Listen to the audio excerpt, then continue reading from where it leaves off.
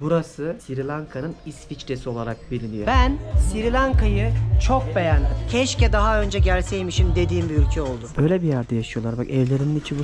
You living here? Yes. Kankam burada kuru temizleme geldiğimiz yere bak Sezer ya. Kurutma şekline bakın. Çatıya asıyorlar herhalde. Tren geldi. Burası nasıl Sri Lanka? Hazırsanız sizlere iyi seyirler. Bana da yeşile bolca doyacağım bir seyahatim olsun. Hadi bakalım başlayalım. Türkiye'nin lider su arıtma markası Aura Sebilon Unique sunar.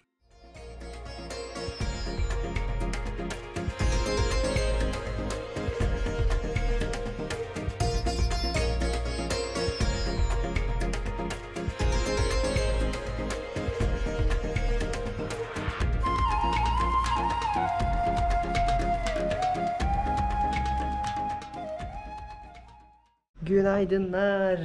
Günaydın. Sri Lanka'nın Ella kentinden, kasabasından artık tam olarak ben de nerede olduğumu kestiremiyorum. Çok hızlı geziyoruz ve birçok yeri gezerken de tam idrak edemiyorum nerede olduğumu. Büyük mü küçük mü anlayamıyorum.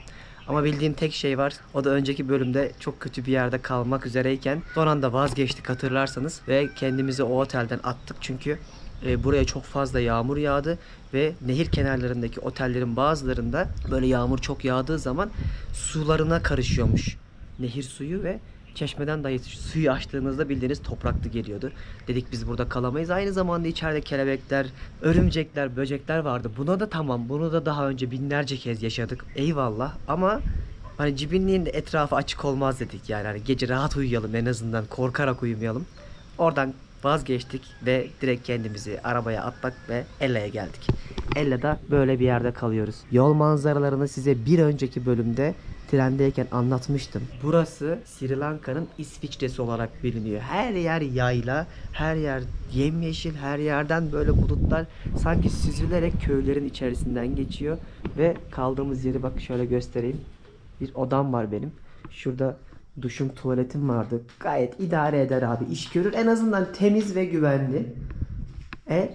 Burada en çok beğendiğim şey de şu oldu. Balkona çıktığımda Ella manzarası. Burası kendi ve Ella yolculuğunun Sri Lanka'da en çok popüler ettiği durakların sonuncusu. Kendi diye bir önceki bölümde anlatmıştım. Şimdi de Ella'yı anlatacağım. Sri Lanka'ya girdiğiniz zaman 4 tane önemli tren yolu var demiştim. Doğu, batı, kuzey, güney diye. İşte bunların içerisindeki en ünlüsü de bu Kandy'den Colombo'ya kadar giden trendi. Onun da ara duraklarında en ünlü çay bahçelerinin olduğu turizmin merkez noktalarından bir tanesi ve insanların daha çok yaylalamaya geldikleri serin bir tabiattayız. Ve bugün sizlere Sri Lanka'nın göz bebeği Ella'yı anlatacağım. Hazırsanız sizlere iyi seyirler. Bana da yeşile bolca doyacağım bir seyahatim olsun. Hadi bakalım başlayalım. Odadan çıktım. Bakın böyle bir yamaçtayız. Tepede de aşağıda insanların yaşadıkları yerleri görüyorsunuz. Küçücük küçücük yerlerde yaşıyorlar. Hatta bakın şurada baraka denecek yapıların içinde yaşamaya çalışıyorlar. Birçoğunda inanın ne çamaşır makinesi, ne bulaşık makinesi, ne ocak hiçbir şey olmazmış. Böyle hatta eski köylerdeki gibi direkt kapıların önündeki yaktıkları ocaklarda yemeklerini yaparlarmış. Oldukça insanlar yoksulluk içinde yaşıyorlar ne yazık ki burada aslında ama Budizmin etkisiyle kaçıncı kez söyledim artık bilmiyorum. Öyle mutlular ki insan kıskanıyor. Yani dünyada şu insanların hiçbir şeyi olmayıp bu kadar mutlu olmasını bir türlü anlayamıyorum. Yani Dubai'de herkes para için birbirini kesercesine çalışırken, mutsuzken burada da insanların hiçbir şey olmamasına rağmen 32 diş sırıtıyorlar. Yine hepsini biraz daha kırsala geldik ya size bunu daha net şekilde göstereceğim. Çünkü şehirde bile çok mutlulardı. Burada artık sinir bozucu bir şekilde mutlulukları insana şaşırtıyor. Kahvaltı yapacağımız yere geldik. Kaldığımız otelde kahvaltı da vardı. Hello, good morning. How are you? What's your name? Ganjin. Ganjin. Okay, nice to meet you. Kahvaltımızı burada yapacağız. Yani bu otel biraz düşük yıldızlı bir oteldi. Gecemiz çünkü çok mahvolduğu için son dakikaya bir yer bulabildik. Biraz böyle manzarasına kandık. Yine de her şeye rağmen güzeldi. Ve kahvaltısında da şöyle bir meyve tabağı yapmışlar. Karpuz, mango. Öldürmez de, güldürmez de en azından meyve var. Vallahi bir şeyler yapıyorlar. Kankam içerisi hijyen olarak %100 tertemiz. Çok temiz değil mi? Anne evi gibi. Anneli gibi. Bak kahvaltımız böyleydi. Bu ne? Pankek. Valla ellerini de mi açtın? Curry. Kırmızı mercimekleri Çorba gibi olan mi? bir şey. Ya bunlarda şey var ya, tipik yemekleri var ya, pilav, rice and curry. Oh koçum benim. Onlardan birinin sosu. Bunların hepsine köri diyorlar zaten. Bu sos gibi bir şey ama şeyden kırmızı mercimekten yapılmış. Zaten köri nedir? Körinin net bir tarifi yoktur. Köri sosların karışımı. Her ustanın da kendi körisi olabilir. Ulan sabah sabah yine bilgilendim bak. Vallahi yiyelim bir şeyler, afiyet olsun. Sonra çok güzel bir şey geziye yedim. başlayacağız hadi. Şimdi Ella merkeze gidiyoruz. Arkadaş geldi bizi aldı. Şöyle yemyeşil yerlerden geçiyoruz. Baksana şuranın güzelliğine. Yollar tek gidiş tek geliş olunca böyle ara sıra trafik oluyor. Ve her şeyi yamaçlara kurmuşlar. Hadi abi geçer mi? Geçemezsin. Anam. Bir şey görürseniz yemeyin. Teyzeme bak, sarısını giymiş. Kahvaltı çok güzeldi. Karnımız çok iyi doydu. Beklentileri çok üstündeydi. Buna da değinmek istedim.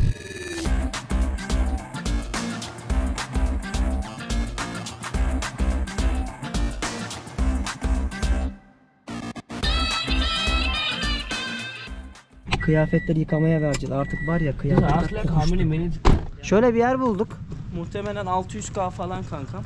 Yani kilosu. 2 dolar mı? Aynen 2 dolar. Ya Bali'ye göre biraz daha pahalı burası. Ütü de varsa tadına yenmez ama. Ben şeyden korkuyorum. Yani kurutma. Değil mi? Ya Kurutma da olacak. Bir de gömlekler var. Viskon gitti. Ulan ben hayatımda yeni 2 defa gömlek, 2 tane gömlek almıştım. O çekerse üzülürüm. Başka da gömleğim yok. Kankam burada kuru temizleme... Oha, geldiğimiz yere bak Sezer ya. 49 yorum var. 4.9 yorum. Kendileri yazdırmış. Eyvah Sezer, burası çok fena kayar. Dur ben geçeyim benim de. Altı üstü bir kıyafet yıkatacağız ya. Onu tahtadan yapmışlar orijinal. Allah'ım, nerede kurutuyorlar kıyafetleri? Kankam orası pis.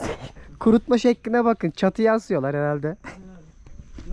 Sen kurutma makinesi var mı diyorsun? Doğal kurutma makinesi. Sincaplar dolaşıyor eşyaların üstüne. Her şey o kadar doğal ki ülkede. Kurutma da dahil. Hello. Do you know Türkiye? Little bit no. Ne demek? No, like this boom. Yes. Bam. Bro, how much? One regular is 600 rupees. 600 rupees. And if we give right now, when we can get? You can collect them tonight. Huh? Tonight? Tonight. Tonight. Oh, okay. Tonight, if it's okay, it's okay. At the same time, you iron as well. Sorry. You make iron? You want iron? Yeah, we want iron. Yeah. Böyle bir yerde yaşıyorlar. Bak evlerinin içi bu. You live in here? Yes. Oğlum ne kadar it's zor about şartlarda 3 kilos, yaşıyorlar. İçeriği görüyor musunuz, rutubeti? Böyle bir yerde yaşıyorlar. Mutfaklar falan içeride karanlıkta. Çok ilginç. Ve ama ilginç olan ne biliyor musun? Bu kadar yoklukta Evet, adam hala. WhatsApp hattı kurmuş. Buradan yazıyorsun. QR kodu okutup yani bak işte para kazanmak istersen kazanabiliyorsun. Buradaki insanlar böyle, bu iyisi bile. Yani inanın çok kötü şartlarda yaşıyorlar. Yine de gülüyorlar. See you, What's your see name, brother? Tanuja. Tanuche. Tanrıça. And you? Sezer. And you? Deniz. Dennis. Yes. Nice to meet you. Nice to meet you brother. Take care. Nice to meet See you. We be in touch in WhatsApp, okay? okay. Take care. Bye. Bye bye. 10 dolar verdik. 5 kilo kıyafet ütüleyecekler de soğuk olarak yıkatacağız. Çünkü buralarda çok fena kıyafetleri çektirip renklerini solduruyorlar. Bir şey tartışıyorduk Sezer'le. Hani o kadar mutlular ki insan bazen şey diyor. Keşke bilmeseydim, görmeseydim de ben de bu kadar mutlu olsaydım diyorsun. Cehalet eşittir mutluluk diyebilir miyiz son dönemlerde? Ignorance is bliss. Cehalet erdemdir. Yani bir akabinde de mutluluk getiriyor. Boşuna dememişler. Ama üzüldüğüm şey ne? Ben bundan hiç pişman değilim. İyi ki görüp öğreniyorum da. Gerçekleri görüyorsun, sorgulamaya başlıyorsun. Belki de insanı yoran şey bu. Bu konuda siz ne düşünüyorsunuz? Yazın bakalım yorumlara. Vallahi yazın. Dünyaya gezdikçe biz bunu öğrendik. Hani bazen keşke bilmeseydik dediğimiz çok şey oluyor. En güzel yemeği yeseniz de daha iyisini yemiştim ki ya bile diyebiliyorsun. Öyle. Hadi bakalım merkeze gidiyoruz. Böyle bir kalabalık var. Evet görüyorsunuz insanlar ekmek kuyruğu bekliyor burada. Yeter dedi al. Vallahi şuraya bak ya. Yani bu kadar dağların olduğu bir yerde böyle bir mekanlar ve turizm beklemezdim. Şuraya bakın, ne kafeler, ne gece kulüpleri, ne restoranlar, barlar var. Biz hep dağlarda olduğumuzdan hiç bunları görmüyorduk. Resmen köyden indim şehre olduk. Güzelmiş burası ha? Evet, burası çok güzel. Var öyle birkaç birkaç tane turistler için güzel mekan. Biraz Bali vibe'ı da var şuralarda falan, mekanlarda. Şöyle bir mekana gidelim, bir kahve içelim. Ya orayı çok beğenmedik. Benim biraz bilgisayar başında çalışmam lazım. Plan yapmamız lazım çünkü her gün yoldayız. Hal böyle olunca zorlanabiliyoruz. Arka arkaya geldi günlerimiz. Ben normalde 2-3 gün gezip 1-2 gün off veriyordum ama bu gezide öyle yapamadık. Sıkıştık çünkü. Böyle yürüyüş yapmaya gelen bir sürü turisti görüyorsunuz. Geldiğimiz mekanın ismi şu The Barn. Böyle çok tatlı insanların olduğu bir kafe. Ulan ne kafeler var be. Bak burası daha rahat değil mi? Ha, yukarıya çıkalım. Buralarda böyle kafelerde 2 dolara falan çok güzel kahve içebiliyorsunuz. Şöyle bir americano söyledim bakalım. Oh, 2 dolar. 600. Daha ne olsun? Böyle oturup biraz çalışmamız gerekiyor. Sonra inşallah bu bölgedeki görülecek 4-5 nokta var. Böyle manzaralara doyarak beraber geleceğiz. Şimdi burada ikonik bir köprü var. Sri Lanka'da birçok fotoğrafta, videoda da görmüşsünüzdür. 9 kemerli köprü. Böyle mavi trenler üstünden geçiyor ya, işte onu burada Ella'da görebiliyorsunuz. Ona gidiyoruz. Bir 15 dakikalık yolculuğumuz var. Güzel görünüyormuş fotoğraf çekmek için. Hani buraya gelip yapmazsanız dövüyorlar tabiri caizse. Abi Aşıklar Tepesi'ne geldik. Her yerde olmazsa olmaz. Buradan manzarayı görüyormuşsunuz. Hatta yazıyor bak. Otel falan da varmış. Viewpoint diye. Ama bura otelmiş ya.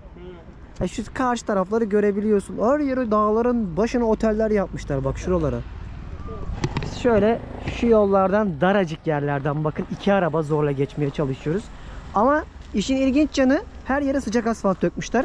Buradan Sri Lanka Cumhurbaşkanı ve Ella Belediye Başkanı'nı tebrik ediyoruz. Darısı Vallahi Fethiye'mizin başına. İnşallah. Fethiye'de hala biz kaldırım taşıyla gidiyoruz yani. Aynen. Motor seke seke gidiyor. Gerçekten buralarda, köylerde bile şu sıcak asfalt var. İnanılır gibi değil.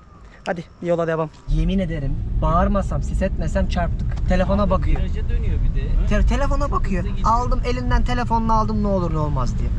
You just focus on the way. I will direct you, okay? No worries. Bunlarda şöyle bir şey var. Sri Lankalılar kesinlikle trafikte kasap. Kural diye bir şey yok. Eğer sizinle konuşuyorsa ya da bir şeye bakıyorsa direksiyonu bırakıyor. Umurumda değil, gülüyor kafasını sallayarak.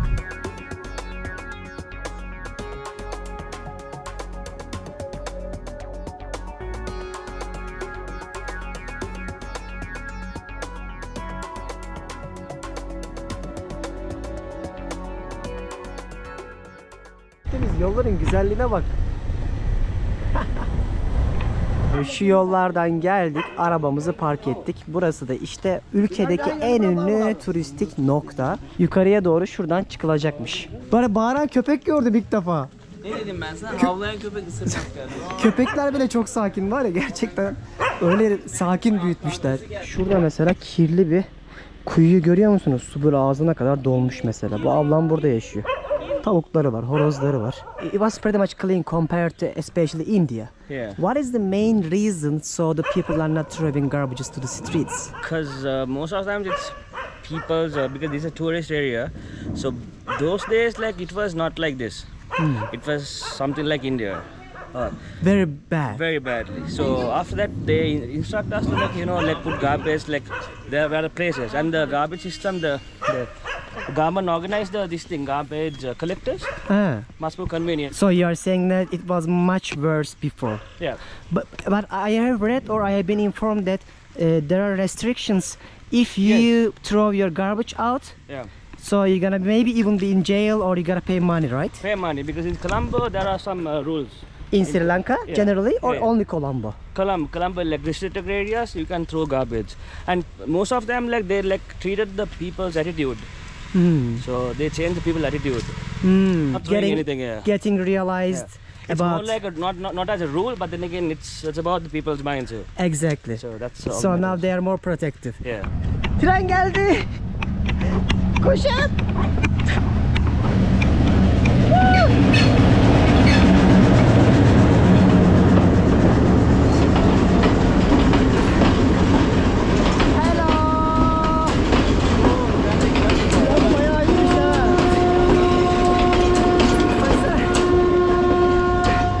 Şimdi millet içinden yürüyor. Köprü onun içinde.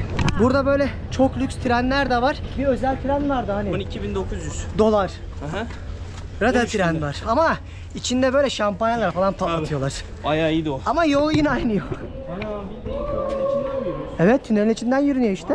Dikkatli yürüyün ama. Geldik. Burası artık Ella ile kendi arasındaki hattın olduğu yer. Biz bunu göremedik. Biz çünkü kendiye gidemedik ya. Çünkü Bilet kendinin yoktu. trenlerini çok önceden ayırt etmek gerekiyor. Yoksa trenin bileti bitiyor çok ünlü olduğu için. Genelde kendi de bulamayanlar Nuerelia var. Hı hı. Orta sizin bildiğiniz. Oradan buraya geliyorlar. Gene o trajekte da çok güzel. O da 7 Bu arada- saat sürüyor ama totalde. Bu böyle 3,5 saat sürdü bizim Aynen, bu 3,5 kendiden. saat, o 7,5-8 saat arası sürebiliyor. Ama yine de hepsine değer. Bence manzaralar fantastik. Hepsine kesinlikle gündüz vakti almak lazım kendiden geliniyorsa. Sabah 8'de mesela değil mi? Çünkü öğleden sonra tropikal iklim olduğu için Yağmurla. yağmur olabiliyor, yağış, havalar kapanıp açılabiliyor ani şekilde. O yüzden en iyisi sabah alıp öğleden sonra varmak. Ulan bilgilere bak be. Türkiye'de var ya, yine ne güzel bak, trikleri veriyoruz size. Bu gezimin hepsinin detaylarını yine açıklamaya bırakacağım, dünya turumdaki önerilerime kadar. Bir de biliyorsunuz biz yeni bir proje başlattık. Artık dünyada gittiğimiz yerleri siz de gezebileceksiniz. İlk projemiz Bali, Phuket ve Roma ile başlayacak. Akabinde Dubai'sinden, Barcelona'sından, Paris'inden hepsini benidegezdirin.com'da görebileceksiniz. Bunu niye yaptık? Videolarda çok fazla soru alıyorduk. Bir yere gittiğinizde aklınız karışabiliyordu. Tur programınızı çıkartamıyordunuz. İşte biz sizin için bunu hazırladık.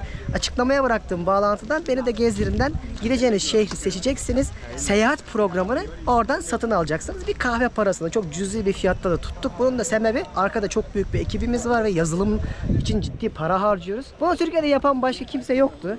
Dedik bari biz de yapalım, insanlar gezsin, bize de destek olsun. Çünkü biz hayatımız boyunca gezmek istiyoruz. Bu işte amacımız para kazanmak değil, gezmemiz için bu araçları kullanabilmek. Eğer bizi desteklemek isterseniz dünyada gitmek istediğim 197 ülkede bunun bir parçası olmak ve aynı zamanda ben de gezmek istiyorum. Deniz, senin bu rehberlerinle alayım da rahat rahat gideyim ki özellikle Japonya'yı çok gezdiniz biliyorum. Dünya kadar mesaj geldi. Beni de Gezdirinden şehri seçip alabilirsiniz. İlk baştaki destekleriniz bizim motivasyonumuz için çok önemli. Açıklamaya bıraktığım bağlantıdan Beni de Gezdirinden bakarsınız. Şimdi böyle bir köprünün etrafında biraz dolaşacağız. Şimdi yürüyorum. Araları görüyor musunuz?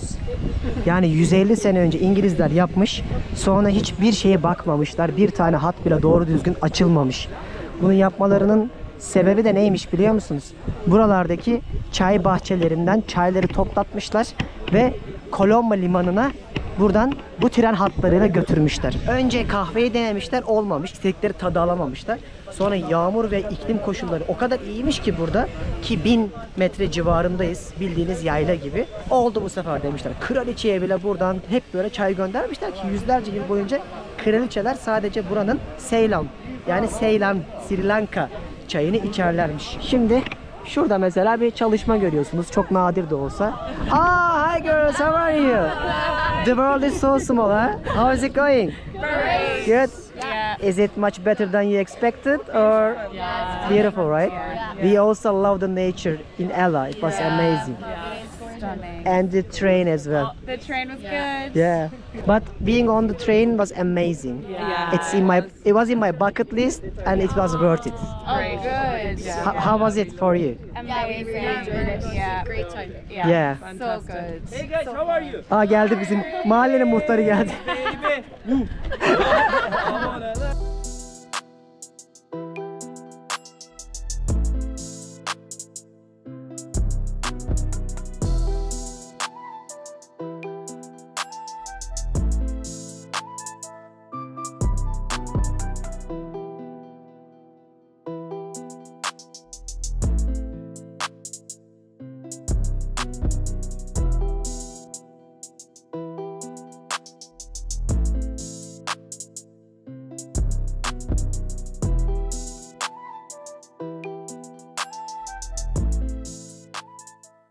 Gel. Hadi al. Sen burayı da çek. Video para ver. Paramı...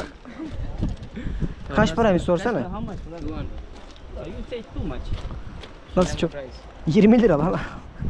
Come. Bize with good one. Yes. This is spicy. Abi mangoya da spicy koymazsın ya. Aynı Meksika. Ha? Çok iyi lan. Bakayım. Abi şu 70 cent ya. Oh, really? Çok iyi. Burada monklar var. Onlar da gelmişler. Bu köprüyü ziyaret edip fotoğraf çektiriyorlar. Yerel insanlar da bu köprüyü çok seviyor. Genç adamsın lan, kızlarla harca. Aynen. Harçlığın yoktur senin. Allah razı olsun. Hadi buradan gidiyoruz. Çorba içer. Böyle hip mekanlarına benzeyen mekanlar yapmışlar. Her şey ahşaptan, her şey eski, her şey yosunlu. Ağaçlardan tutun da mekanlara kadar, taşlara kadar bunu hissediyorsunuz. Şöyle bir kafeye geldik, tuvalet falan yapacağız. Bakınacağız biraz buralarda. Ben Sri Lanka'yı çok beğendim. Tartışmasız. Keşke daha önce gelseymişim dediğim bir ülke oldu. En son Instagram'da da bunu Reels olarak paylaşacağım. Oradan da takip edin. Yani bir gezi rehberi hazırlamayı planlıyorum. Keşke daha önce gelseydim dediğim ülkelerden oldu. Şahane bir tabiatı, harika insanları ve ben bu gelişmemişliği de çok seviyorum. Böyle zamanda yolculuk gibi gidebileceğiniz bir destinasyon ama aynı zamanda turizm de çok iyi. Bak şuradan kuyu suyu çekiyor ablam. Burada direkt kendi sabunla yıkıyor. Hi. Is it rainwater or normal water coming from the ground? It's a natural water. Natural. Come from the. Kuyu suyu gibi diyor. It's What's your name? Very cold. If you Vasentina. Nice to meet want you. to touch it, it's very cold. Really? Yeah. Oh, oldukça serin. Thank you. Böyle bir yerde yaşıyor ablamız. Ulan şöyle var ya aslında. Şu işte hayatın içinde olmayı çok seviyorum. Bir gün belki böyle köyde bir yerde kalabilirim. Ben onların yaşamlarını da görmeyi seviyorum. Böyle birkaç kabileye de gidip size çektim. Gülümsemelerine ortak olmak en büyük bizim hayalimiz şu anda. Ulan biz ayrıldık, tren geçiyor ya. Bak gelirken zorla yakaladık, giderken hiç göremedik. Hadi yürüyün.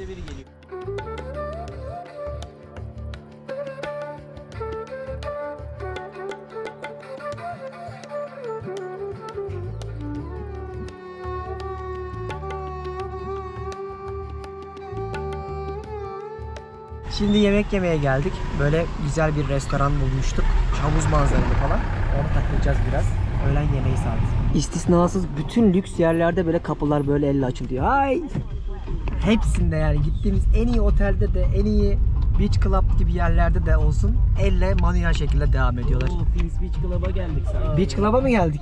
Party? Are you ready? Yeah. Hadi hem öğlen yemeği yiyeceğiz hem bir de buranın güzel kısmını size gösterelim. Pool partilerin yapıldığı yermiş. Bak şimdi arkada insanlar çay topluyor şurada. Burada da şehrin en lüks yerinde partiliyorsunuz. Her şey iç içe. Bak şuralarda da çay bahçeleri var. Zaten bulabildikleri bütün toprağı çayla kaplamışlar. Bambudan yapmışlar. Hello. Geldik.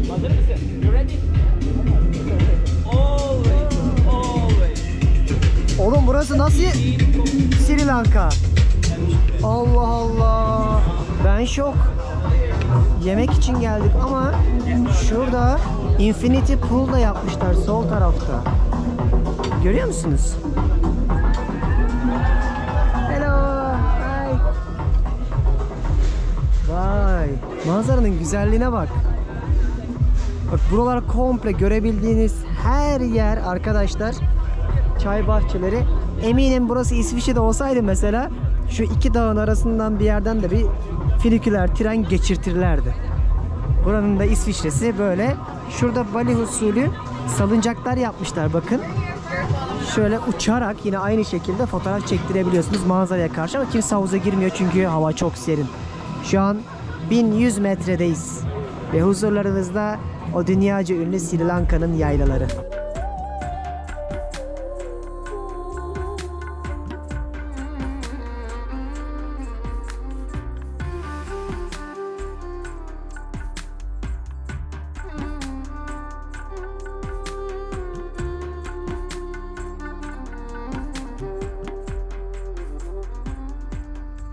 Ya inanılır gibi değil bakın.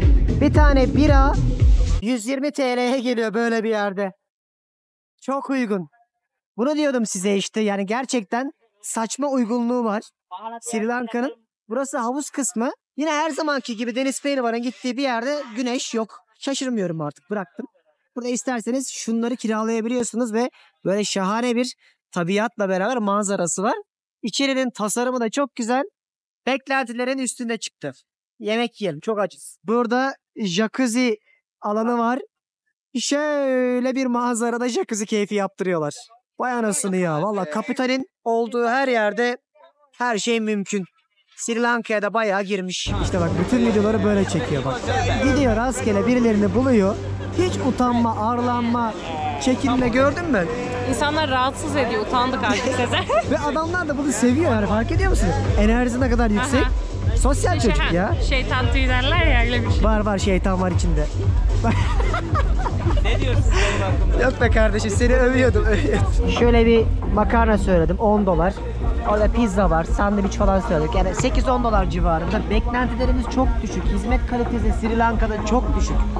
Eğer iyi bir hizmet bekliyoruz, iyi ürünler diyorsanız bence Sri Lanka doğru bir yer değil. Şu ana kadar. Şu ana kadar gördüğümüzü söylüyorum. Aç kalmıyoruz, buna da şükür. Bakalım lezzeti nasıl? Hayatımda yediğim en ilginç deniz mahsulü makarna.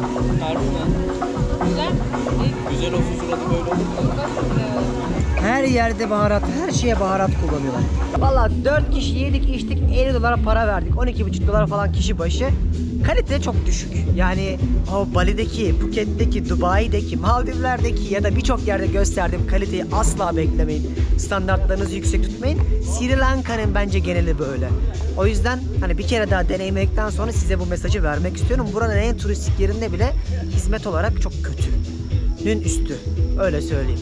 Ha, gelirseniz aç kalmazsınız, ölmezseniz de uğrayabilirsiniz. Sadece uyarı anlamında söyledim. Burada Adams Peak diye bir yer vardı. Buradan yürüyüş yapabiliyorsunuz ama biz onu yapmayacağız. Ben drone'la gezdim zaten. Göreceğim en güzel manzaraları gördüm. Şimdi çok güzel bir şelale var. Oraya doğru gidiyoruz böyle. Yeşile doya doya bir 15-20 dakika yolculuk yapacağız. Yollara bakar mısınız? Resmen ormanın içerisinden gidiyoruz.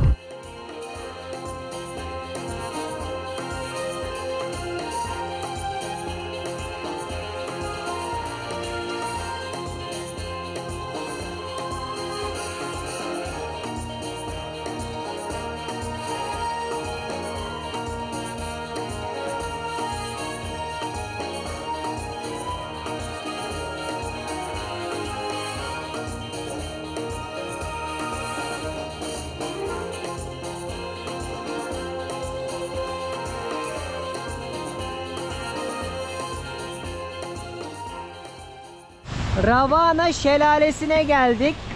Burası da Ella'daki ünlü duraklardan bir tanesi.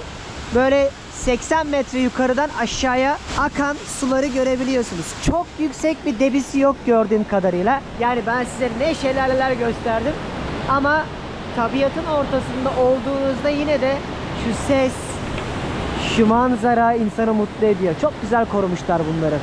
Yeşilin her tonunu gördüm Sri Lanka'da. Bu benim gerçekten hani doğa anlamında hayran olduğum yerlerden birisi oldu. Burası da böyle bir yermiş. Bu yoldan da işte şehirler arası ulaşımı sağlayabiliyorsunuz. Her yerde böyle tek yön yollar yapmışlar ve böyle çok güzel bir tabiatın içerisinde ilerliyorsunuz. Bak şuraları hep kıyı bandı gibi düşünün, yamaçlar gibi düşünün. Hep böyle yamacın yanından gidiyorsunuz ve şu şekilde hiçbir yerde bir korkuluk yok, biliyor musunuz? Hiçbir önlem yok. Yani az önce arkamızdan bir motordan mesela şişeler falan düştü. Çok korktum. Adamlar bunun da pek önlemini almamışlar. Yine de sırf tabiatı için, bozulmamış tabiatı için Sri Lanka'ya gelip bu güzellikler görülebilir. Hadi gidelim. Sıradaki.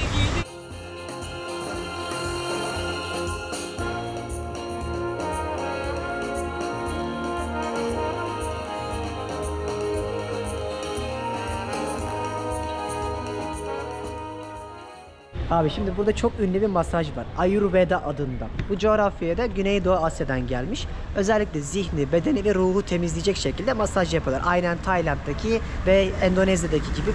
Hem bedeninize hem ruhunuza o kokularla, dokunuşlarla bir yeniliyorlar. Şu otelin altında bir yer bulduk. Amelia Spa diye. Burasının hem puanları iyi hem de fiyat olarak biraz daha uygundu. Diğer yerlerde $30 saatine burada $13 hallettik. Hello. Hi. Ayborn. Merhaba. Merhaba. Aa, buradaki tesisleşmeler ne kadar geride değil mi? Çok fark var. Yani hiç beğenmedik içeriği. Nasıl 4.8 puanı var, iyi yorumlar var. Resmen parayla yazdırılmış gibi. Oğlum bu şeye benziyor Başım işte. döndü kokudan. Neydi o? Bir yer çok yüksek oranlıydı ama çöp gibiydi, hatırlamadım bak. O kadar çok böyle kazık yedik ki hayatta. Şurada Artık solda bir tane Hani şurası bak, Helena var. Onun puanı bayağı iyi.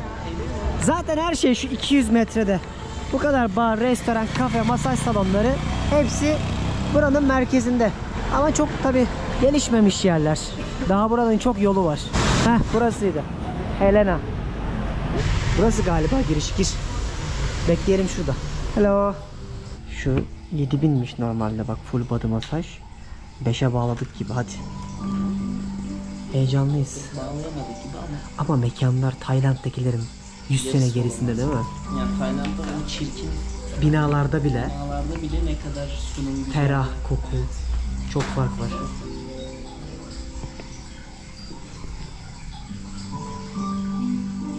Steam bath. You just get in here and close this like a funeral. It's so scary. Abi bunun içine giriyorsun, buhar yapıyorlarmış. Bildiğin sauna gibi. It looks like funeral. It looks horrible. İçerisi böyle.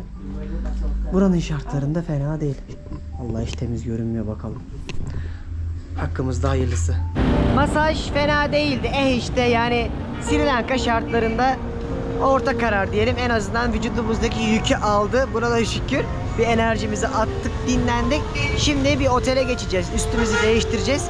Sonra buraların bir gecesini yaşarız. Ne yapıyorlar, neler ediyorlar, ne yeniyor. Buraya geldiğinizde siz ne yaparsınız, onları gösteririz. Böyle bu Ella'nın gecesini de birlikte görürüz. Otele gidip üstümüzü değiştirdikten sonra. Şöyle bir yer tuttuk kendimize. Bakın odamın içinde Allah'tan daha düzgün bir cibinlik var. Şurada bilgisayarımı koydum, yedeklerimi alıyorum. Böyle bana ait bir duş, tuvalet de var. En azından temiz. Burada şimdi biraz aklanıp paklanıp yemeğe geçeceğiz. Yemeğe gidiyoruz. Yürüyerek 10 dakika uzaklıktaydı. Böyle ormanın içerisinden böcekleri, cırcır böcekleri, kuşları dinleyerek yürüyüş yapa yapa çok keyif alıyorum şu an burada gezmekten. Buraya bayıldım gerçekten de. İnsan buraya geldiğinde bir tabiatın içerisinde yer aldığını hissediyor. Yemeğe gittiğiniz yol bile böyle abi. Güzel de bir yemek yersek bugün de yemeğin keyfime. Çok beğeneceğim. O zaman daha da bir fazla beğeneceğim Ella'yı. Nasıl ama laundry servisi? Bir şey söyleyeyim Daha mi? iyisini görmedim. Dünyanın en iyisi olabilir. O ormanın içinden Hızlı kurutması falan. katlaması. Ütülemiş galiba. Kıyafetleri falan almıştık.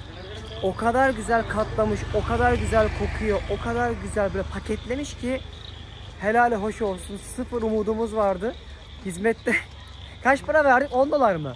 Ve 5 kilosu kıyafet verdik, yıkattık, ütülettik, paketlettik, para değil. 8,5 oldu. Harika. Buna da değinmek istedim.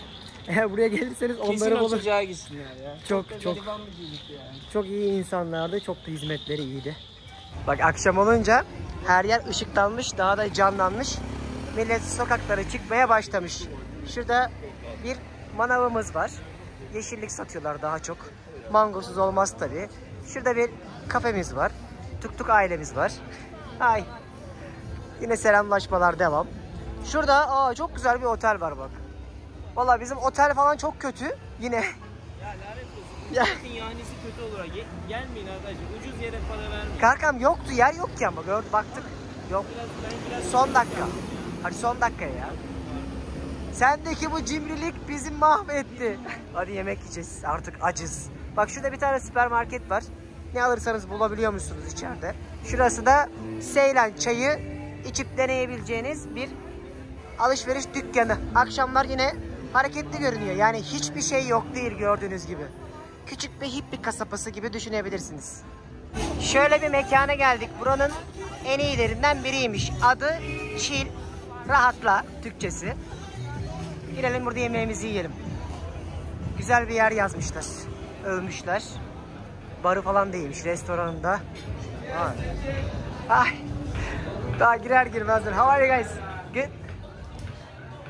Güzel. En azından tertemiz kokuyor içerisi. Oo, yukarısı çok daha güzel. Burası da merhaba, afiyet olsun. İlk defa Türk gördük. Şurada bir yemek yiyeceğiz. Baksanıza bu da bambudan. Ya bunu çok iyi yapmışlar vallahi var ya. Her yeri böyle bambudan mekanlarla kaplamışlar. Hello. Harun da diyor ki bu kafenin bir hikayesi varmış. Can you tell my followers the story of the cafe? So why Allah got promoted because of this cafe Allah Chill. So he has done a great job when it's come to corona situation. So Sri Lanka was locked down.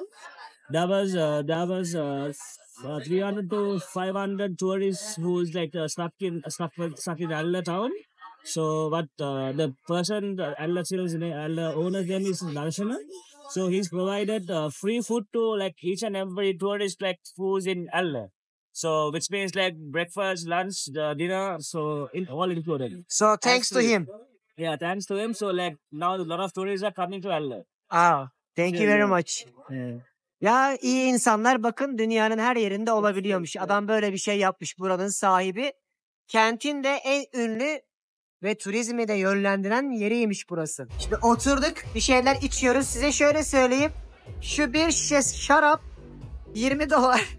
Bunlar bedava. Yemekler de 10 dolar civarında. Şimdi burada millet biraz ısınmaya başlıyor. Birazdan şurada da gece kulübü başlayacak. Hadi bakalım yemeğimizi yiyelim.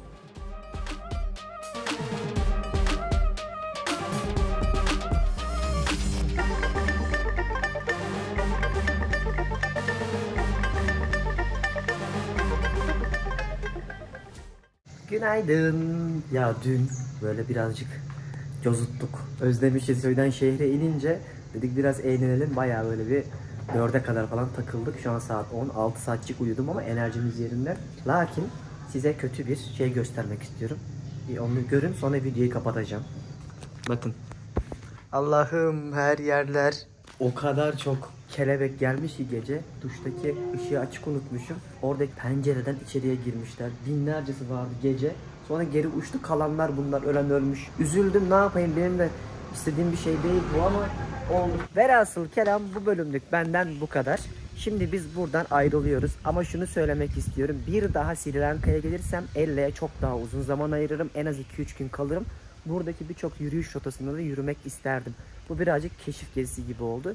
Ama özellikle arabayla gezdiğimiz için çok güzel yerler gördük ve doya doya bu coğrafyayı birazcık da olsa keşfettiğimizi düşünüyorum. Buradan sonra Sri Lanka'da safari yapmaya Yala National Park'a gidiyorum. Dünyada belki de leoparları görme ihtimalinizin en yüksek olduğu parklardan bir tanesi burası. Önümüzdeki günlerde zaten bunu sizlerle hem Instagram'da orada da takip edin. Hatta videoyu nereden izliyorsanız hikayelerinizle paylaşın. Oradan etiketlediğiniz zaman görebiliyorum. Çok da mutlu olurum. O parkı da sizlere aktaracağım zaten. Dünya turumun en güzel duraklarından bir tanesi olacak.